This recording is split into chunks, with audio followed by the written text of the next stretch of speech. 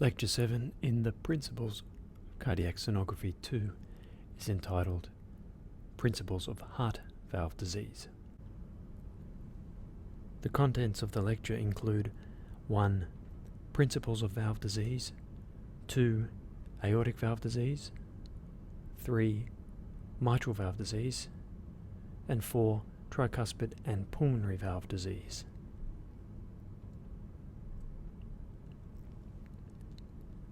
There are 3 learning outcomes for this lecture. Following the lecture, you will be able to 1. Explain the primary features and function of all 4 heart valves. 2. Discuss the pathological processes that cause valve disease. And 3. Explain the echocardiographic methods used to determine the extent of valve disease. Principles of valve disease. Normally, blood flow within the heart and throughout the circulation is forward moving, that is, antegrade. As you know, the synchronous rhythmic contraction and relaxation of cardiac myocytes results in changes in pressure within the heart.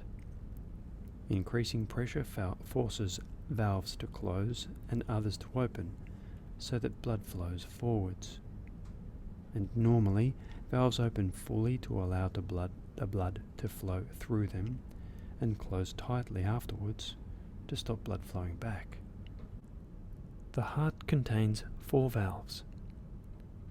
The cardiac skeleton, a single structure of connective tissue located towards the base of the heart, anchors the 4 valves.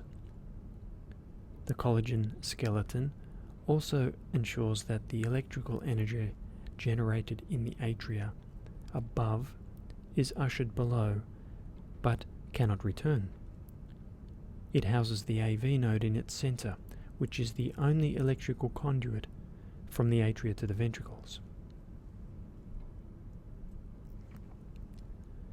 The cardiac skeleton contains 4 valve annuli. The 4 annuli are the anchor points for each of the valves. The skeleton also contains the membranous septum and the right and left fibrous trigones. The right fibrous trigone welds together the aortic, mitral and tricuspid valves and forms the largest and strongest component of the skeleton. The aortic annulus and the aortic valve are at the very center of the cardiac skeleton, and the aortic valve's fibrous extensions from the skeleton join each of the other 3 valves.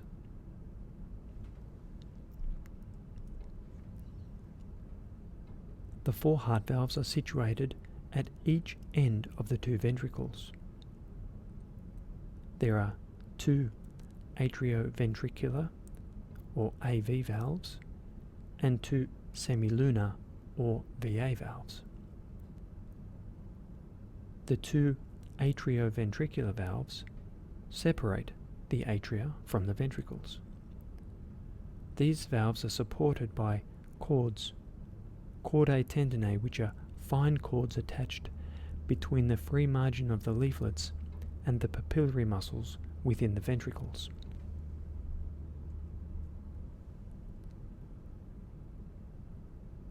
The 2 VA valves, often termed semilunar valves, are so named because their cusps are half-moon shaped. These valves separate the ventricles and the great arteries, although, in contrast to the other valves, they are not supported by chordae tendineae. With echocardiography, the leaflets of normal heart valves appear thin and mobile, and the subvalvular apparatus of normal valves are similar in brightness to the surrounding tissue.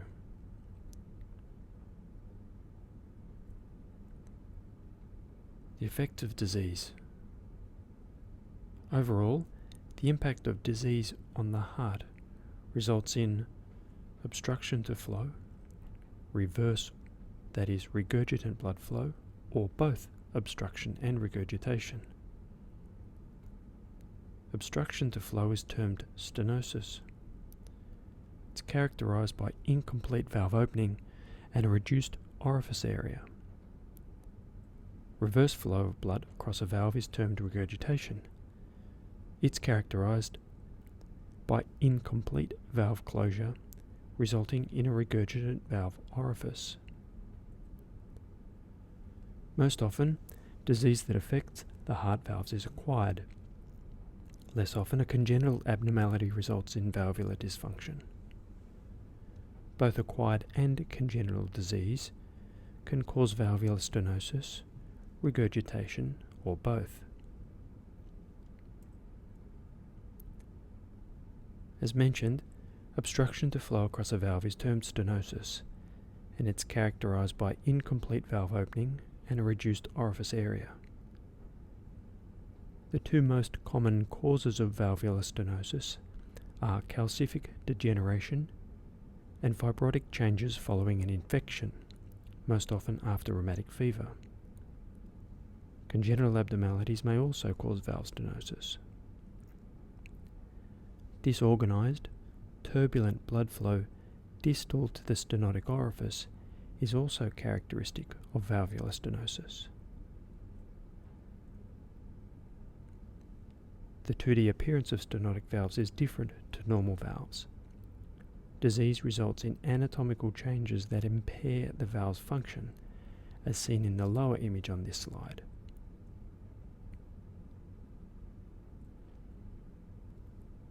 Reverse flow across a valve is termed regurgitation, and its characteristic features are incomplete valve closure, resulting in a regurgitant valve orifice. Generally, regurgitation is primary or secondary. Primary, when the regurgitation is due to an abnormality of the valve leaflets, and secondary, when the regurgitation is due to chamber remodeling, often chamber dilatation. Disorganized, turbulent flow proximal to the orifice is also characteristic of valvular regurgitation.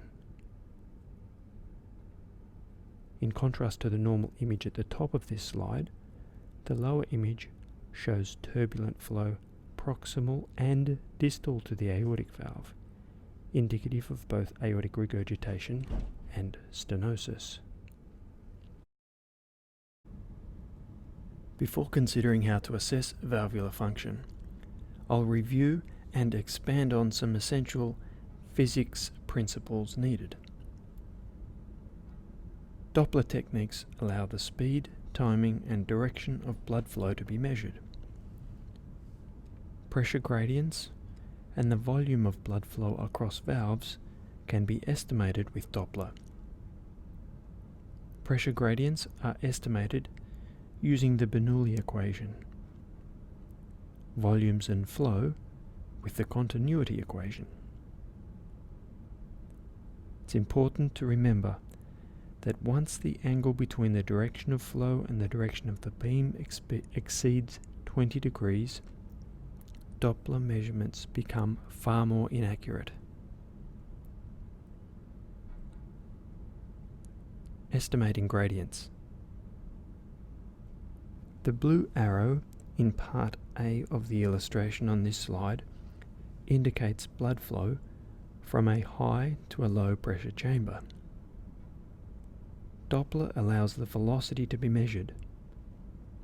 The peak velocity, shown in part B at 3 meters per second, is used to calculate the pressure gradient. By modifying the Bernoulli equation, the peak pressure gradient equals 3 meters squared multiplied by 4, which equals 36 millimeters of mercury. That is, the peak gradient, the pressure difference between the two chambers, is 36 millimeters of mercury. This kind of measurement is used extensively in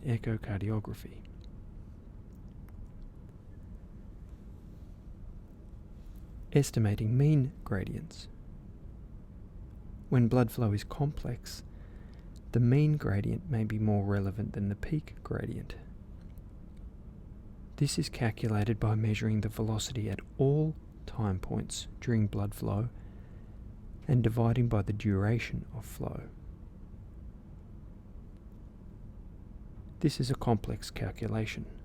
Fortunately, in practice, measuring the mean gradient simply involves tracing the Doppler envelope, and the mean gradient is calculated by the machine.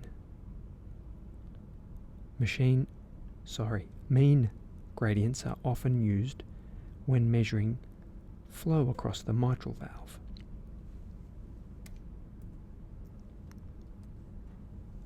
Estimating volumes. If the velocity of blood flow is known, the distance that a set volume of blood travels can be calculated. That is, distance equals velocity multiplied by time. To estimate the volume of blood, a point reference is found and the cross-sectional area is measured. Volume equals distance multiplied by cross-sectional area.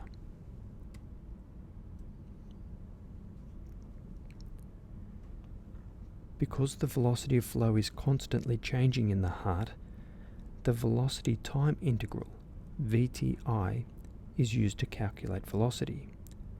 So, the volume of blood flow equals the VTI times the cross-sectional area.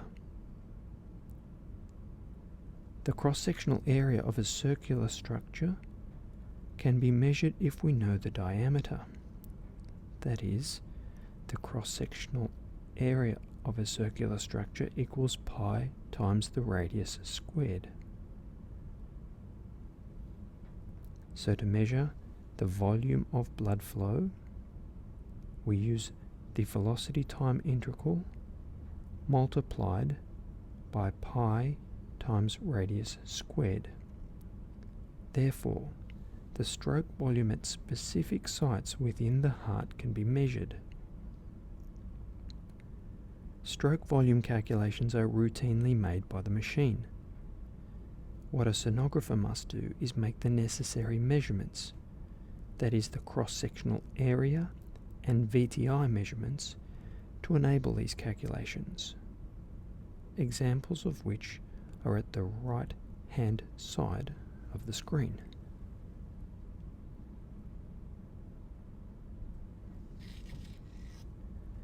Estimating volumes and flow.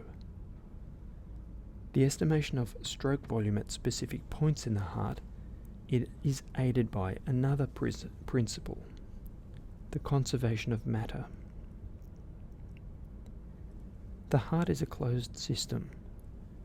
The volume of blood entering the right heart is normally equal to the volume exiting the left heart. That is, the blood volume is conserved. Flow through all chambers and across all valves is normally equal.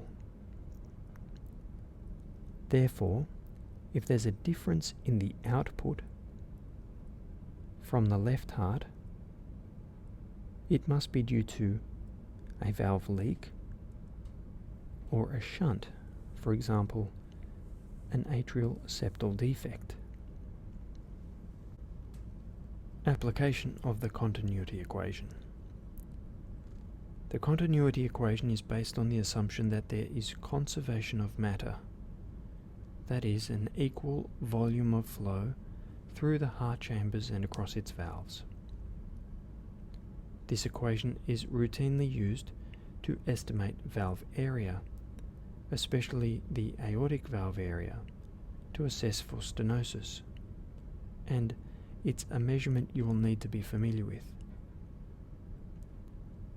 Because of conservation of matter, the blood volume leaving the left ventricular outflow tract equals the volume passing through the aortic valve. With aortic stenosis, It's often difficult to measure the area of the aortic valve with 2D alone. 2D and Doppler are needed together. All the variables needed in the continuity equation can be measured with 2D and Doppler techniques, except, as I mentioned, the aortic valve cross-sectional area. But by rearranging the equation, aortic valve can be calculated, aortic valve area, using the formula on the screen. Once again, these calculations are routinely made by the machine. What a sonographer must do is make the necessary measurements, that is, the cross-sectional area and VTI measurements, to enable these calculations.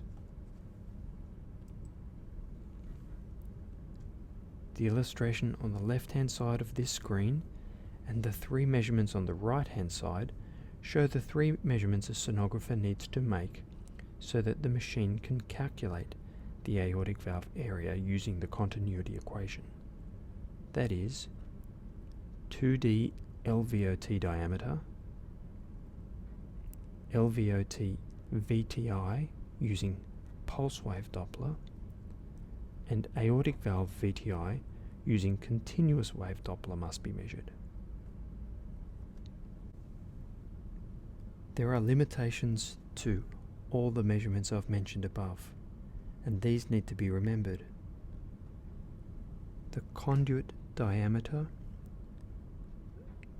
the point of volume sampling, and the Doppler beam must be carefully made and aligned. Furthermore, arrhythmias mean beat-to-beat variations in blood volume, so multiple VTI measurements when there is an arrhythmia are needed.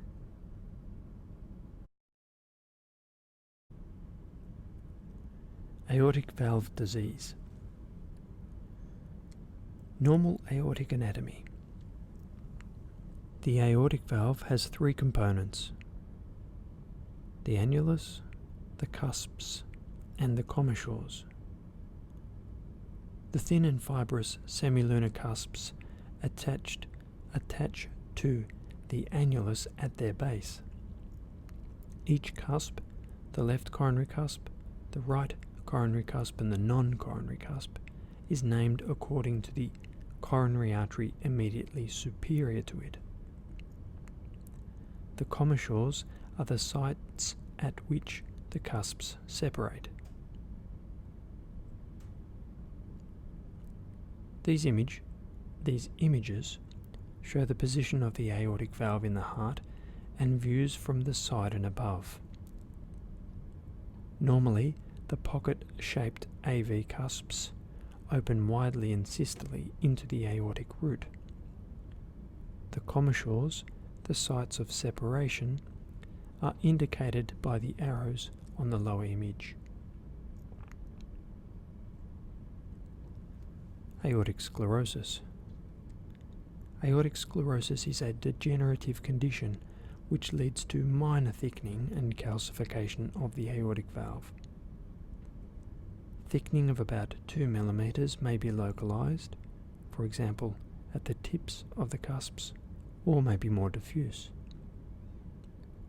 Sclerosis may cause a murmur, but it does not cause significant obstruction to flow. Aortic sclerosis is a marker for increased risk of coronary artery atherosclerosis. The images at the bottom of this slide are from a patient with aortic valve sclerosis.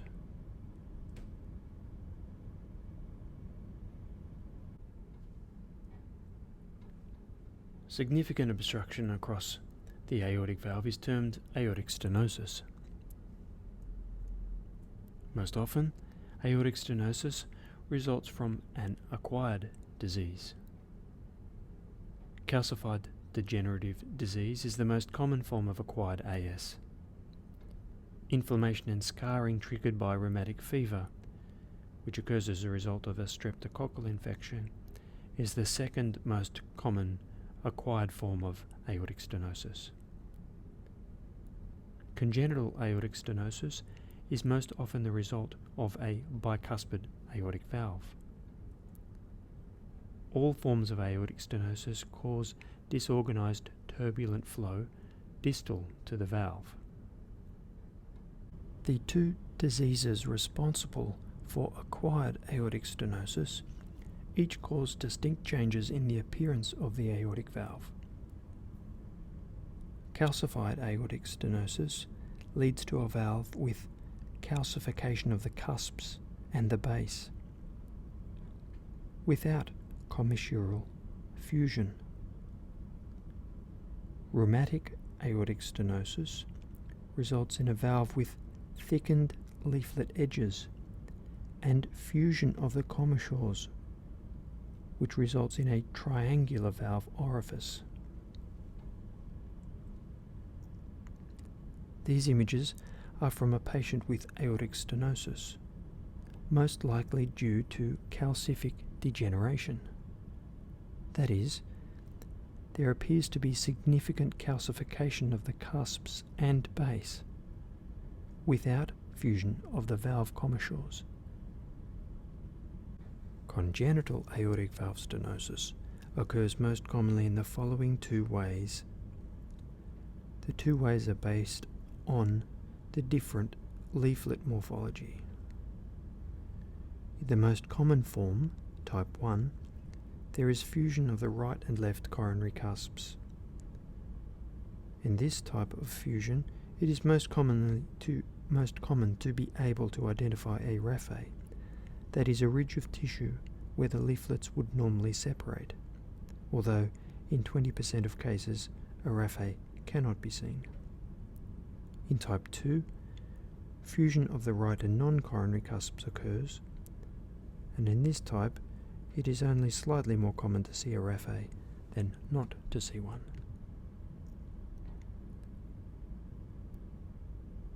These two images are from patients with the most common form of bicuspid aortic valve.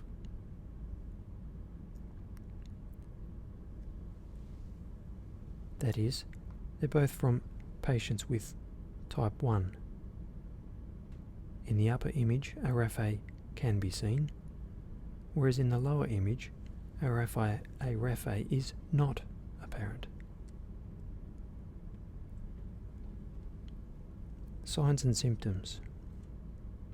Left ventricular hypertrophy is an early compensatory response to aortic stenosis in response to increasing afterload. Subtle signs of aortic stenosis include reduced exercise capacity and dyspnea. Symptoms of significant aortic stenosis include angina, syncope, and heart failure. Aortic stenosis causes a systolic ejection murmur, that is, an audible vibration due to turbulent flow across the aortic valve in systole.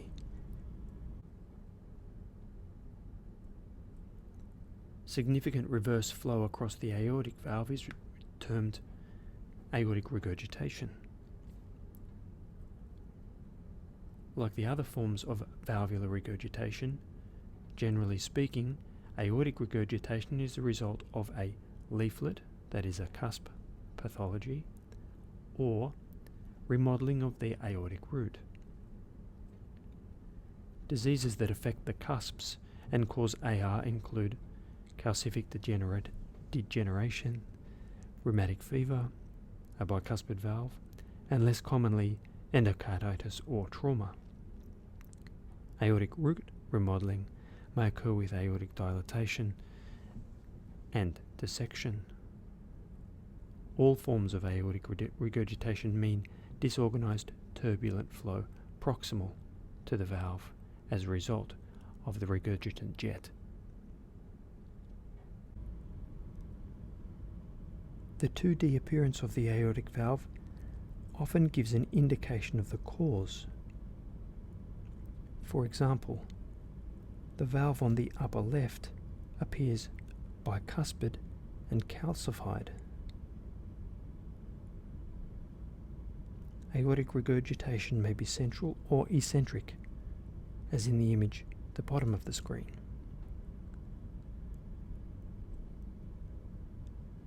Symptoms and signs of aortic regurgitation include left ventricular hypertrophy, which is an early compensatory response.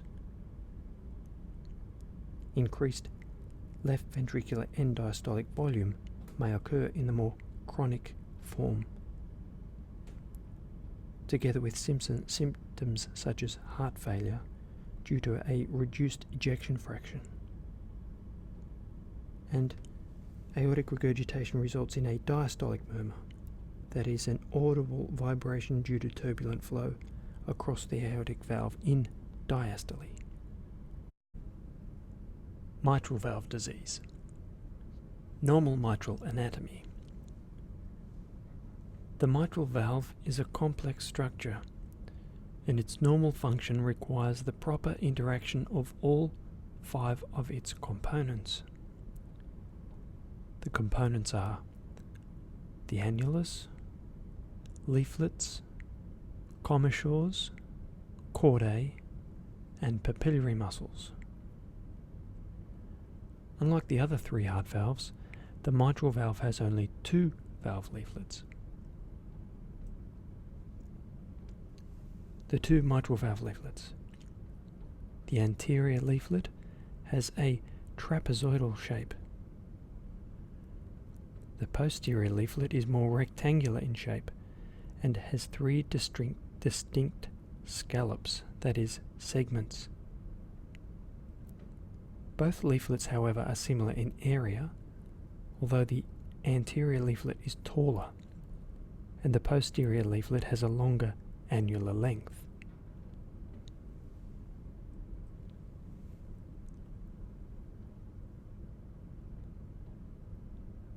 The mitral valve also has subvalvular apparatus, that is, the chordae and papillary muscles.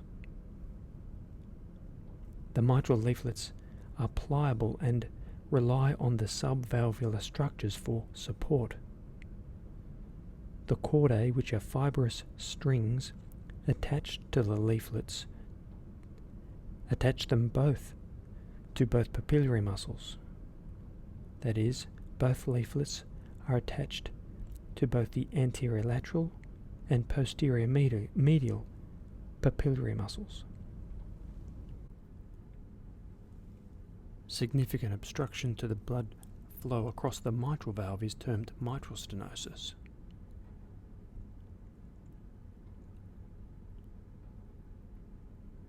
Rheumatic heart disease is the most common acquired cause of mitral stenosis. Degenerative annular calcification and endocarditis are less common causes. Congenital causes of mitral stenosis are usually related to an abnormality of the subvalvular apparatus. Rheumatic heart disease is the most common cause of mitral stenosis, and it occurs in women more than men at a ratio of about 3:1.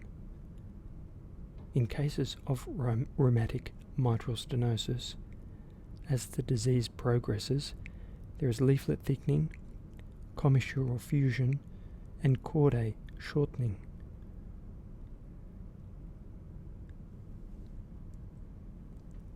Limited leaflet motion is one of the classic echocardiographic findings in rheumatic mitral stenosis.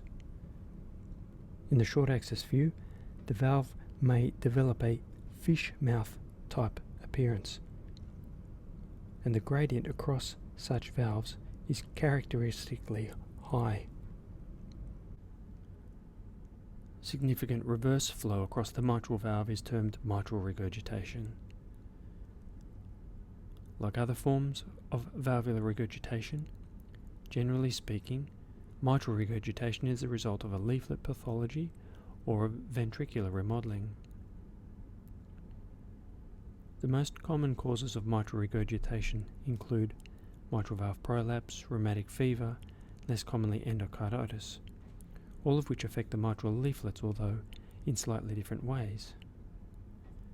Two other common causes, which affect the mitral valve in different ways, that is, by causing papillary muscle dysfunction or annular dilatation, are ischemic heart disease and dilated cardiomyopathy. Generally speaking, the mechanisms can be divided into two, although this is only a generalization. Firstly, diseases that affect the mitral leaflets and their chordae. For example, a prolapsing leaflet, or a perforated leaflet, or retracted cords and leaflets due to rheumatic heart disease.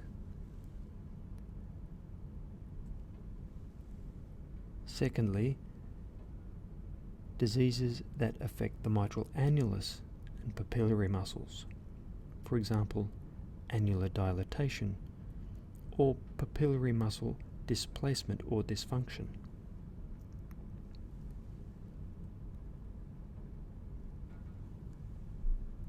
The shape and direction of the regurgitant jet are often helpful in diagnosis. A central symmetrical jet is often associated with annular dilatation. An eccentric, that is an off-center jet, is often associated with leaflet pathology or papillary muscle dysfunction or displacement. Moreover, an anterior leaflet abnormality often results in a posteriorly directed jet, whereas a posterior leaflet abnormality results in an anteriorly directed jet.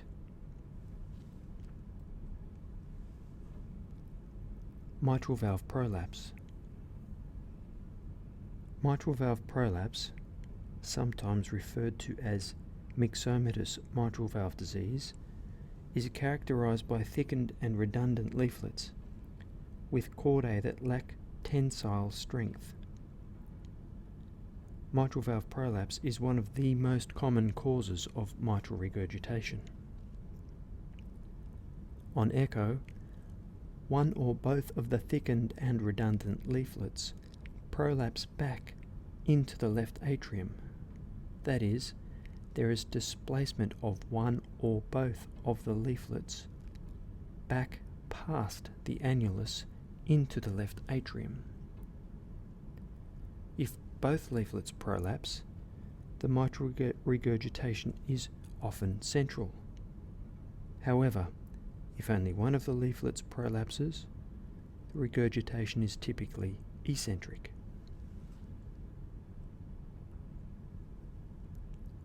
These images are from a patient with mitral valve prolapse.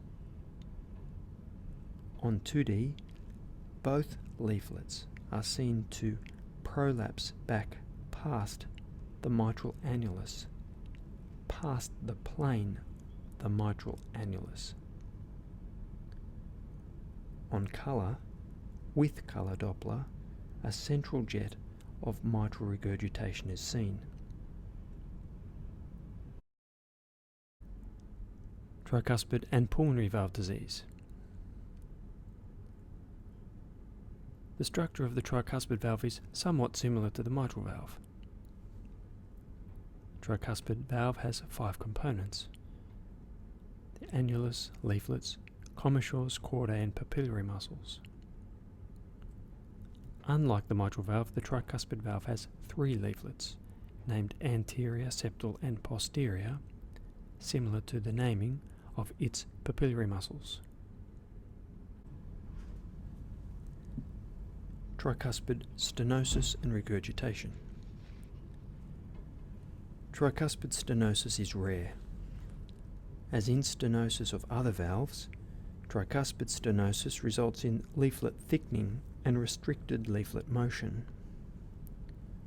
Common causes of this rare condition include carcinoid syndrome, which also affects the pulmonary valve, wherein carcinoid tumours cause valve fibrosis, and rheumatic degeneration. Once again, Like the other forms of valvular regurgitation, generally speaking, tricuspid regurgitation is the result of leaflet pathology or ventricular remodeling. Primary tricuspid regurgitation, which occurs as a result of leaflet pathology, can be due to Ebstein anomaly or carcinoid syndrome, can result due to infection or if a pacing wire obstructs the leaflets. Secondary tricuspid regurgitation, which is far more common than primary tricuspid regurgitation, is most often due to tricuspid annular dilatation. Pulmonary valve disease. Normal pulmonary anatomy. Very similar in design to the aortic valve, the pulmonary valve has 3 thin and fibrous semilunar cusps that attach to the annulus at their base.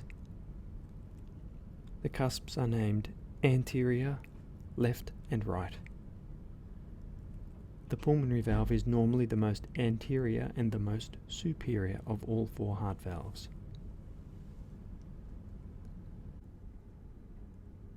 Overall, the pulmonary valve is the valve most infrequently affected by disease. Pulmonary stenosis. Acquired pulmonary stenosis is very rare. It can occur secondary to carcinoid disease or rheumatic fever. Congenital pulmonary stenosis is more common, and this will be considered next year when we consider congenital heart disease. Pulmonary regurgitation that is acquired is more common than acquired pulmonary stenosis. Most often this occurs secondary to pulmonary hypertension and the resultant annular dilatation, although rheumatic fever, carcinoid syndrome or infection can cause pulmonary regurgitation. Conclusions. The heart valves open and close in response to changes in pressure, and they help to ensure the unidirectional flow of blood. Heart disease which affects the valves results in stenosis, the incomplete opening of valves and obstruction to flow, regurgitation, the incomplete closure, and result in reverse flow of blood, or a mixture of both. Doppler techniques and the Bernoulli equation and continuity equations help to establish gradients and valve areas to grade the degree of stenosis or regurgitation. And valve disease can be the result of an acquired or congenital disease, is accompanied by signs and symptoms, and requires measurements using both 2D and Doppler techniques.